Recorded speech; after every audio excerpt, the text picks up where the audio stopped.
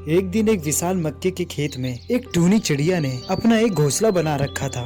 उसके घोंसले में उसके 2 बच्चे भी थे।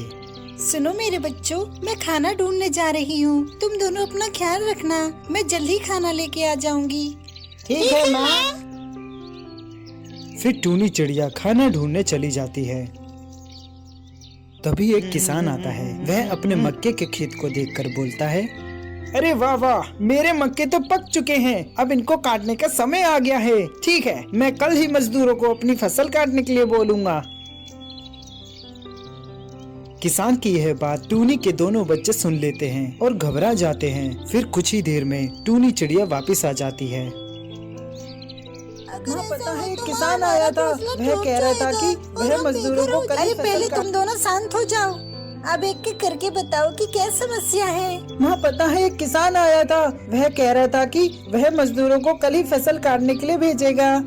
अगर ऐसा हुआ तो माँ हमारा घोंसला टूट जाएगा और हम बेघर हो जाएंगे और हमने अभी तक तो उड़ना भी नहीं सीखा। टूनी चिड़िया यह जानकर हैरान और परेशान हो जाती है। अच्छा तो पहले ये बताओ कि उस किसान ने तुम दोनों को तो नहीं देखा? नहीं माँ, वह हमें नहीं देख पाया। अच्छा हुआ कि उसकी नजर तुम दोनों पे नहीं पड़ी, वरना अनर्थ हो जाता। वैसे तुम दोनों को चिंता करने की कोई जरूरत नहीं, क्योंकि कल ना ही फसल कटेगी और ना ही हम बेघर होंगे। अगले दिन किसान आता है। वह फसलों को ना कटा पाकर कहता है, मैंने बेकार ही मजदूरों को अपनी फसल काटने के लिए बोला, कोई भी नहीं आया। मैं अब कल ही अपने रिश्तेदारों को फसल काटने के लिए बोलूँगा। इतना कहकर वह किसान वहाँ से चला जाता है और टूनी चिड़िया के दोनों बच्चे उसे जाते हुए देख लेते हैं। तभी टूनी चिड़िया वापस आ जाती है। फिर छोटा चिड़ा अपनी माँ को किसान की सारी बात बता देता है।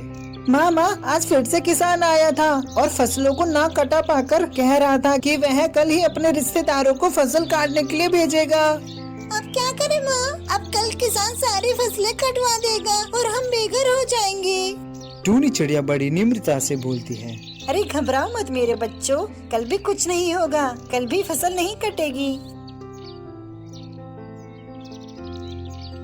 अगले दिन किसान फिर से आता है और फसलों को कटा ना पाकर बहुत गुस्सा हो जाता है। अरे रिश्तेदार तो सिर्फ नाम के ही रिश्तेदार होते हैं, सब झूठे हैं। मैं बेकार ही दूसरों पे भरोसा करता हूँ। अब मैं खुद ही अपनी फसल काटूंगा, वरना ये सारी फसल बेकार हो जाएगी। इतना कहकर वह किसान वहाँ से जाने लगता है। तभी उसकी नजर टूनी चिड़िया और उसके बच्चों पे पड़ती है। लो, अब इन पक्षियों ने भी मेरे खेत में अपना डेरा बना लिया। ये तो मेरी फसल बर्बाद ही कर देंगे। इनको तो मैं कल ही अपने खेतों से साफ कर दूंगा।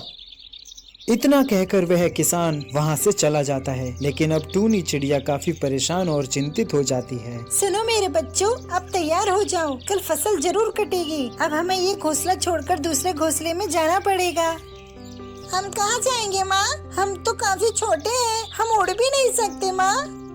घबराओ मत मेरे बच्चों, मैं जल्द ही कोई न कोई उपाय सोच लूंगी। अगले दिन किसान आता है और आते ही वह फसलों को काटने लगता है।